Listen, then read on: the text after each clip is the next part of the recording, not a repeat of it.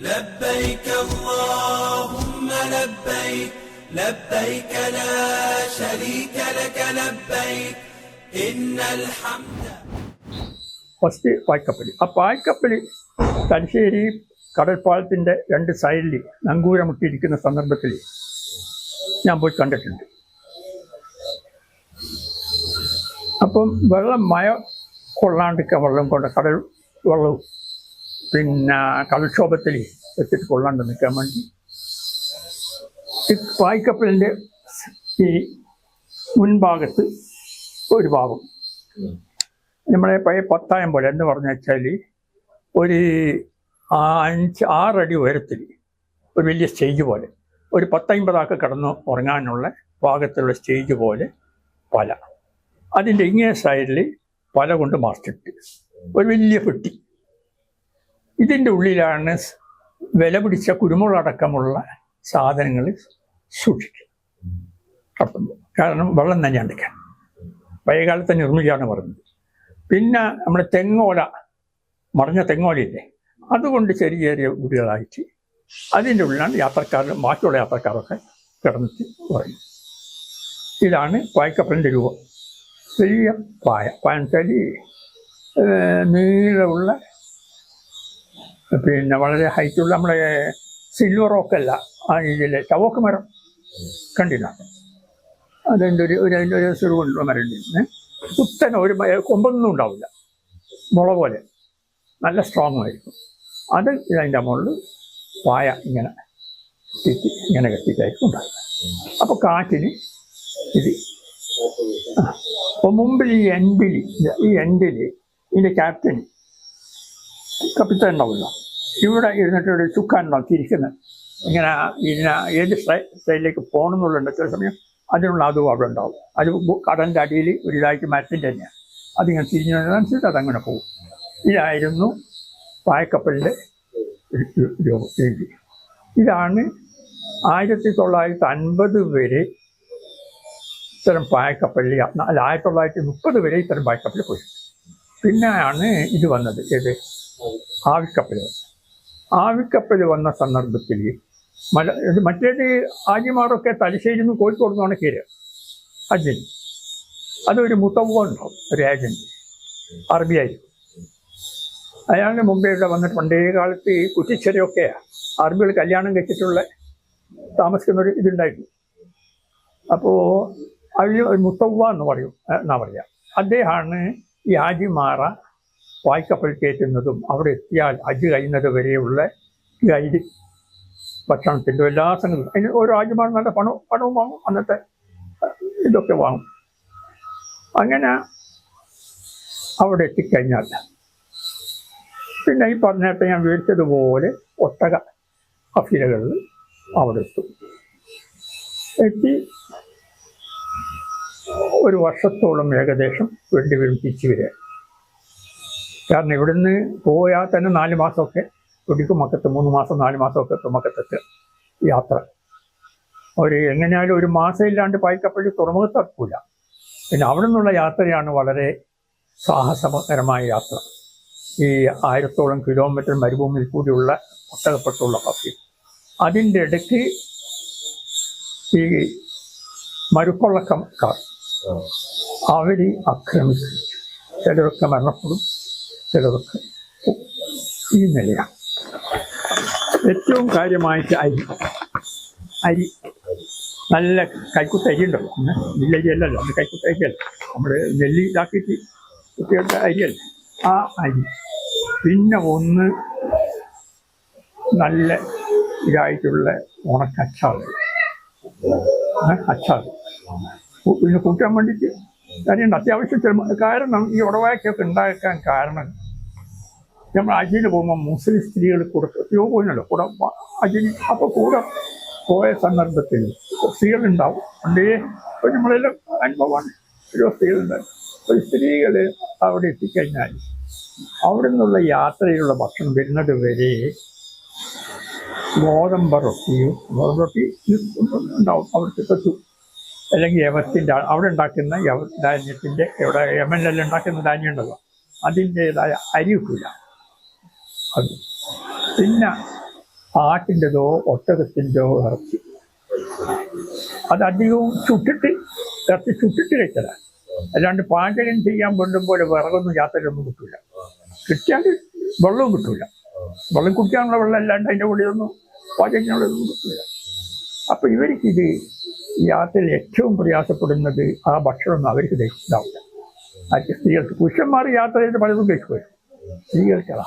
അപ്പം അവർ പോകുമ്പോൾ ഒരുക്കങ്ങൾ ഒരു കൊല്ലത്തോളം ഇതാകാത്ത ഭക്ഷണം അതിവിടെ ഉണ്ടാക്കണം.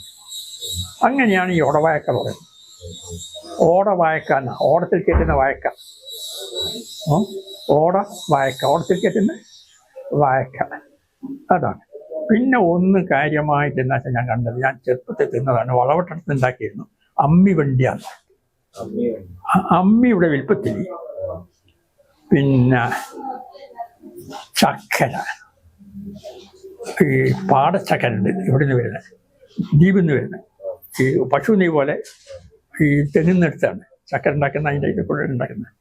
അതും പിന്നെ ഈ അരിപ്പൊടി, പിന്നെ എന്തെയ്യുന്നു സംഗതികൾ, പിന്നെ ചില സ്പൈസസ് ഉണ്ട്, ഇത് കറാമ്പ്, കർപ്പൂരപ്പൊടിയെല്ലാം ഇങ്ങനത്തെല്ലാം. ഇത് മാത്രമല്ല വേറെ എന്തോ ഒരു സാധനം കൂടി ഉണ്ടായിരുന്നു.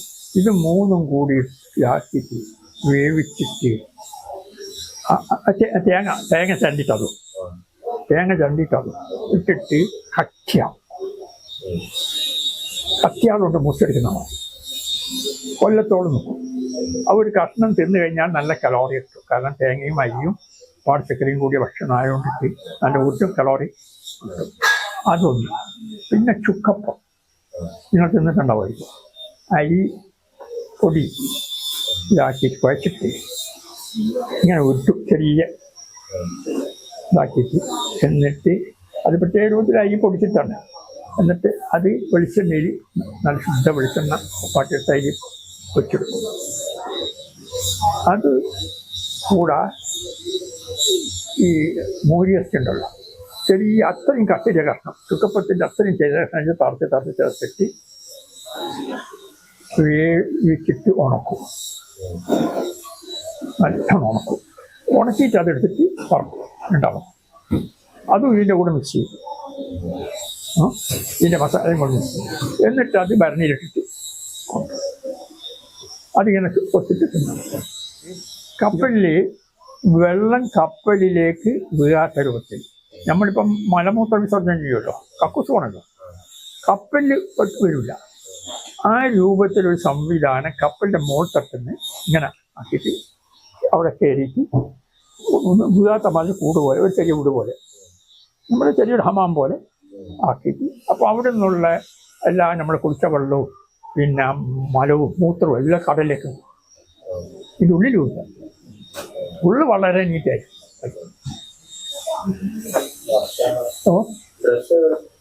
ഡ്രസ്സുകൾ, അക്കാലത്തുള്ള ഡ്രസ്സുകൾ എന്താണെന്നുള്ളത് ഇട്ടിട്ട് കൊണ്ടുപോകുന്നത്, അത് എന്താണെന്നൊന്നും പറയാൻ കഴിയാതെ. അക്കാലത്തെ ഡ്രസ്സുകൾ, അക്കാലത്തെ വെച്ചാൽ കോട്ടൺ ആണ്, തടിച്ച കോട്ടൺ വസ്ത്രങ്ങളാണ് ഈ നെയ്തിട്ട്.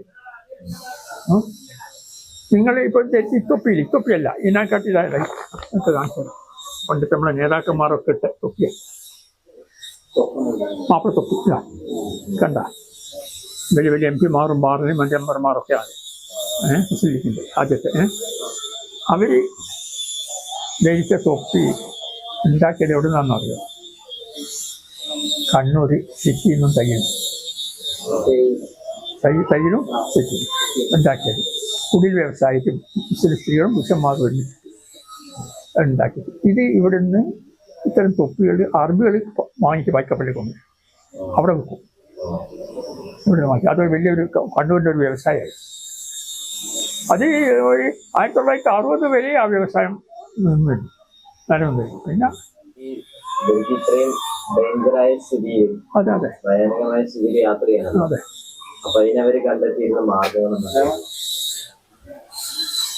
ഏറ്റവും പ്രധാന ഈമാൻ, അവരുടെ ഈമാൻ മരിക്കാൻ വേണ്ടിയിട്ട് മരിക്കും എന്നുള്ള നിലയിൽ തന്നെയാണ് അവർ പുറപ്പെട്ടത്.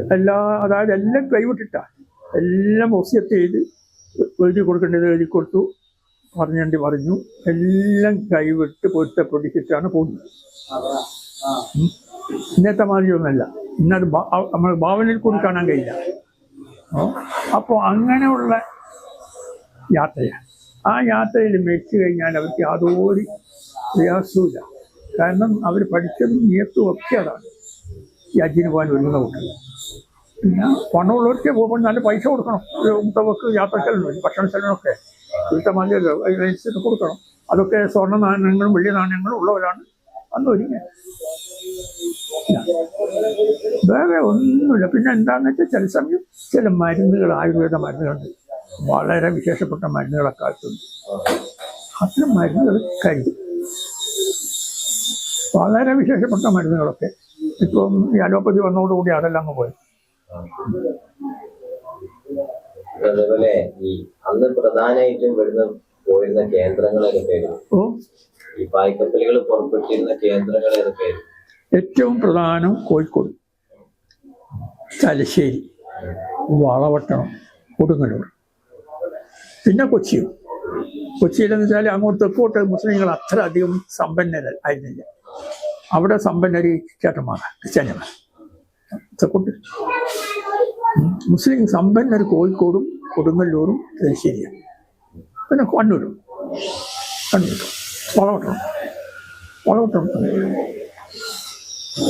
വളവട്ടണം പയ്യെ സമ്പന്ന മുസ്ലിം പട്ടണം. പിന്നെയാണ് അതെല്ലാം കോഴിക്കോട്.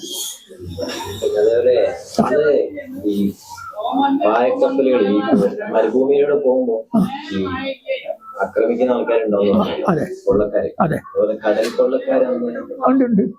അതല്ലേ കടൽ കൊള്ളക്കാർ ഏറ്റവും പ്രയാസപ്പെടുത്തിയത് പോർച്ചുഗീസുകാരാണ്. തലശ്ശേരിയിൽ നിന്ന് ഓർപ്പെട്ടതും വേറെ ഏതെങ്കിലും 500ഓളം ആജിമാരെയാണ് കൊന്നത്.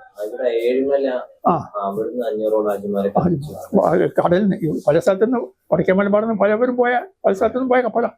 ഒരു സ്ഥലത്തു നിന്നല്ല, ആളുകൾ പല സ്ഥലത്തുനിന്നും. പക്ഷെ തകർത്തത് കൈമലിന്റെ അങ്ങനെ പലതും ഉണ്ട്. അതൊക്കെ സഹിച്ചും കൊണ്ട് തന്നെയാണ് ഈ പോക്ക്.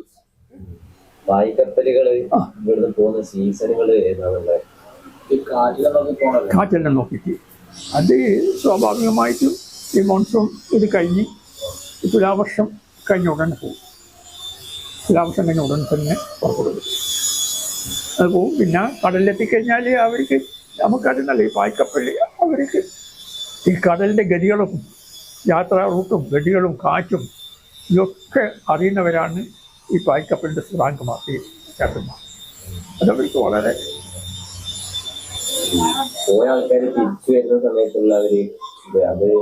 ഭയങ്കര സ്വീകരണമാണല്ലോ. അത് ഭയങ്കര സ്വീകരണം തന്നെയാണ്. വലിയ സ്വീകരണമൊന്നും എല്ലായിട്ട് അത് പോകുമ്പോൾ ഞാൻ കണ്ടിന്, എൻ്റെ കുട്ടിക്കാലത്ത് കണ്ടിന്. മുമ്പ് അജിന് ഇവിടുന്ന് എങ്ങനെയാണെന്നറിയോ, ഏകദേശം 70 വരെ അജിന് ബോംബെയിലാണ്. ഇവിടെ നേടുന്ന അജിന് പോകാൻ കഴിയില്ല. എവിടുന്ന് ഇന്ത്യക്ക് സ്വാതന്ത്ര്യം കിട്ടും ബ്രിട്ടീഷ് അതോടുകൂടാ. അത് എന്തുകൊണ്ടാണെന്ന് വെച്ചാൽ മെഡിക്കൽ പരിശോധന വേണം. മെഡിക്കൽ പരിശോധന തുടങ്ങി ബ്രിട്ടീഷുകാരനെ കുറേ കഴിഞ്ഞതിന് ശേഷം ഈ കപ്പൽ പോകുമ്പോൾ. പായ്ക്കപ്പലിന് അതൊന്നുമില്ല, മെഡിക്കൽ പരിശോധനയില്ല, ഒരു ഡോക്ടറും ഇല്ല, ഒന്നുമില്ല. നാട്ടിൽ വൈദ്യർ കൊടുത്ത മരുന്ന് കഴിക്കുന്നേ ഉള്ളൂ. ഇത് മെഡിക്കൽ പരിശോധന ബോംബെയിലാണ്. കൊച്ചിയിൽ നിന്നോ കോഴിക്കോട് നിന്നോ ഒന്നുമില്ല. ഞാൻ മദീനത്ത് 1988 പോകുമ്പോൾ എൻ്റെ മെഡിക്കൽ പരിശോധന നടന്ന ബോംബെയിലാണ്, കോഴിക്കോടൊന്നുമില്ല. പിന്നെ കൊച്ചിയിലും കോഴിക്കോട്ടും വന്നത്. പിന്നെ അന്ന് കരിപ്പൂർ വിമാനത്താവളമില്ല, കൊച്ചി വിമാനത്താവളമില്ല, ബോംബെയിൽ തന്നെ പോകണം. അല്ല ഞാൻ ഇതിൽ പിന്നെ തീവണ്ടി മറ്റേ ഗോവ ലൈനില്ല. എങ്ങനെയാണ് പോകുന്നതെന്ന് വെച്ചാൽ ഇവിടുന്ന് മദ്രാസ് ട്രെയിനിന് കയറും. മദ്രാസ് ട്രെയിനിന് കയറിയിട്ട് പിന്നെ ഒന്നിക്കൽ ജോലാർപേട്ട അല്ലെങ്കിൽ ആർക്കോണം ജംഗ്ഷനിൽ അവിടെ ഇറങ്ങിയൊന്നും വേണ്ട. ഒരു കമ്പാർട്ട്മെൻറ്റ് ഇവിടുന്ന് പോകുമ്പോൾ ബോംബെ കമ്പാർട്ട്മെൻറ്റ് എന്ന് പറഞ്ഞൊന്നുണ്ടാവും. ആ കമ്പാർട്ട്മെൻറ്റിൽ ആണ് കയറേണ്ടത്. ആ കമ്പാർട്ട്മെൻറ്റ് മദ്രാസിൽ നിന്ന് ബോംബെ ട്രെയിൻ ഉണ്ട്, അതിൻ്റെ കൂടെ അങ്ങ് കാണിച്ചു. എന്നിട്ട് അവിടുത്തെ 2.5 ദിവസം വിട്ടു. ആന്ധ്ര, വിജയവാഡ അങ്ങനെ എങ്ങനെയാണ് പോകാൻ 2.5 ദിവസമാണ് ഇവിടുന്ന് തലശ്ശേരിയിൽ നിന്ന് ബോംബെയിലേക്കൂടെ അതിൻ്റെ യാത്ര ഉണ്ട്. പിന്നെ ഹാജിമാർ വലിയൊരു കാര്യം, ബോംബെയിലെത്തിയാൽ അവർക്ക് വളരെ സുഖസൗകര്യമായിട്ട് താമസിക്കാൻ, ഫ്രീ ആയിട്ട് താമസിക്കാൻ ബോംബെയിൽ ഒരു സമ്പന്നനായ ഒരു വ്യാപാരി മുസാഫർ ഖാന പണി തരും. അവിടെയാണ് 100 കണക്കിന് ഹാജിമാർ ഒരാഴ്ചയോളം ഇവിടെ കപ്പലിൽ കയറുന്നത് വരെ താമസിക്കണമായിരുന്നു. പോയാൽ മെഡിക്കൽ പരിശോധന കള്ളാസെല്ലാം ശരിയാക്കലുള്ളൂ. ഒരാഴ്ച ശേഷം 10 ദിവസം പിടിക്കും. അതുവരെ അവരെ സുഖമാക്കി ഫ്രീയായി സഫർക്കാർ. അത് ബോംബെയിൽ തന്നെ. അതുപോലെ തന്നെ അവിടെ മക്കത്ത് ടേസുബ തലശ്ശേരിക്കാരൻ വാങ്ങിക്കൊടുക്കുന്ന ടേസുബാത്തുണ്ട്. അതിനൊക്കെ നമുക്ക് വലിയ ധർമ്മങ്ങളൊക്കെ ചെയ്യും. ടേസുബാത്തിൻ്റെ തമാശ എന്താണെന്ന് വെച്ചാൽ അദ്ദേഹത്തിൻ്റെ നമ്മളിപ്പോൾ ഓർക്കുമ്പോഴാണ് അന്നത്തെ ആ സാഹസവും ത്യാഗവും അർപ്പണമൊക്കെ. അന്ന് മക്കത്തെ പറ്റിയിട്ട് ഉള്ള അവസ്ഥ എന്താണെന്നറിയോ? മക്കത്തല്ല, ജിദ്ദയിലാണല്ലോ പോയിട്ട് ഇറങ്ങുക. അല്ല, ഇവിടെ എണ്ണക്കപ്പലുകൾ അപ്പോഴേക്ക് ജിദ്ദ പോർട്ടൽ ലൈനല്ലോ. പായ്ക്കപ്പലാണ് അങ്ങ് മറ്റെടുത്ത് 2 സ്ഥലത്ത്, ഒമാനിലും യമനിലും ഇറങ്ങുന്നത്. ഇത് എണ്ണക്കപ്പൽ വന്നതോടുകൂടെ ജിദ്ദയാണ് എയർപോർട്ട് മക്കത്തെ. അപ്പോൾ അന്ന് ജിദ്ദയെ പറ്റിയിട്ട് അന്നത്തെ മക്കത്തേലെ വിവരം റോഡ് ടു മക്ക എന്നുള്ളൊരു പുസ്തകം മുഹമ്മദ് അസദി വായിക്കണം. മുഹമ്മദ് അസദി എഴുതിയിട്ടുണ്ട്. അതിൽ അന്ന് ജിദ്ദയിൽ കെട്ടിടങ്ങൾ പണിയാൻ വേണ്ടിയിട്ട് ഉസാമ ബിൻ ലാദൻ്റെ ബിൻ ലാദൻ ഇഷ്ടികൾ കൊണ്ടുവന്നത് യമനിന്ന് 100 കണക്കിന് കൈതകളെ പുറത്ത് കയറ്റിയിട്ട് ഒളിച്ചിട്ടാണ്. എടാ ജിദ്ദയിൽ എപ്പോൾ 1920 പിന്നെ ഇതൊക്കെ വളരെ അച്ചടക്കപൂർവമായ ഒരു ഭരണകൂടം ഉണ്ടാക്കിയത് പിന്നെ അബ്ദുൽ അസീസ് ഭരണേറ്റെടുത്തോടുകൂടിയാണ്. അതിന് കാരണം എന്താണെന്നറിയോ? അതുവരെ ഈ കൊള്ളക്കാരും അങ്ങനെ ഒരു ഇതില്ലാത്തൊരവസ്ഥ, ഒരു അച്ചടക്കമില്ലാത്ത അവസ്ഥ യാത്രക്കാർക്കൊക്കെ ഒരു ഉണ്ടായത് ഇന്നത്തെ സൗദി അറേബ്യ സ്ഥലങ്ങൾ മുഴുവനും തുർക്കി ഖലീഫയുടെ കീഴിലാണ്. തുർക്കി ഖലീഫ എന്ന് പറഞ്ഞു കഴിഞ്ഞാൽ ആദ്യമൊക്കെ വളരെ ഉസ്മാനിയ ഖിലാഫത്തിൻ്റെ ആദ്യ അബ്ബാസ് ഖിലാഫത്തിൻ്റെ വളരെ നല്ല. പിന്നെ ഇയാളുടെ കമാൽ പാഷൻ്റെ അയാൾക്ക് ഇസ്ലാമും ഇല്ല ഒന്നുമില്ലാത്തൊരു ഇതാണല്ലോ. അപ്പോൾ അയാളുടെ ഗവർണറാണ് റിയാദ് ഉണ്ടായിരുന്നു. സൗദിയുടെ തലസ്ഥാനത്ത് ഗവർണറാണ് ഭരിക്കുന്നത്. അപ്പാണ് അബ്ദുൽ അസീസ് രാജാവിൻ്റെ ഫാമിലി ഖത്തറിലാണ് താമസിച്ചത്. സൗദിയാണ്. ഖത്തറിൽ അന്നത്തെ ഗോത്ര ഫൈറ്റ് കൊണ്ടിട്ട് യമനിലെ റഷീദുമായിട്ടുള്ള ഗോത്ര ഫൈറ്റോടുകൂടെ ആ ഗോത്രം ഖത്തറിൽ അഭ്യന്തരമാണ്. അങ്ങനെ യുവാവായപ്പോൾ അബ്ദുൾ റഷീദ് ഈ റോഡ് മക്കയിൽ അവരൊക്കെ ഉണ്ട്, കുറേ എല്ലാം ഉണ്ട്. വന്ന് 40 കുതിരപ്പടിയാളുകളാക്കി പടിയാളുകളാക്കി രാത്രി വന്ന് ഗവർണറെ ഒന്ന് തെരഞ്ഞെടുത്ത. അന്ന് അബ്ദുൽ അസീസ് ജിദ്ദയിൽ 1920 സമയത്ത് അദ്ദേഹത്തിന് മാത്രമേ ഒരു കാറുണ്ടായിട്ടുള്ളൂ സൗദിയിൽ. അതിൻ്റെ 60 കൊല്ലം മുമ്പാണ് തലശ്ശേരിയിൽ നിന്ന് മരവുരുപ്പടികളും മറ്റും പായ്ക്കപ്പലിൽ കയറ്റിയിട്ട് മക്കത്ത് ഹറമിന് തൊട്ട് യേസുബാത്ത് പണിത്. മൺകുട്ടി അറിയാം. അപ്പോൾ മുമ്പേ കാലത്ത് നമ്മുടെ മലയാളികളുടെ ആ സാഹസവും ധീരതയൊക്കെ ഇന്ന് എവിടെയും ഇല്ല. സാഹസവും ധീരതയും അവർ എവിടെയും യാത്ര ചെയ്തിട്ട് എവിടെയെല്ലാം ഉള്ളതെന്ന് വെച്ചാൽ ആസ്ട്രേലിയയിൽ വരെ പഴയ തലശ്ശേരിക്കാരുടെ ഒക്കെ പാരമ്പര്യക്കാരുണ്ട്. എവിടെയെല്ലാം അത് പിന്നെ പറയാനല്ല, കുറേ അധികം വിൽക്കേണ്ട കാര്യങ്ങൾ ആ യാത്രകളൊക്കെ. സാഹസമാണ് അതെ നമ്മുടെ മലബാരി പഴയ മുസ്ലിങ്ങളുടെ സാഹസ ജീവിതം എന്തിനു വരും.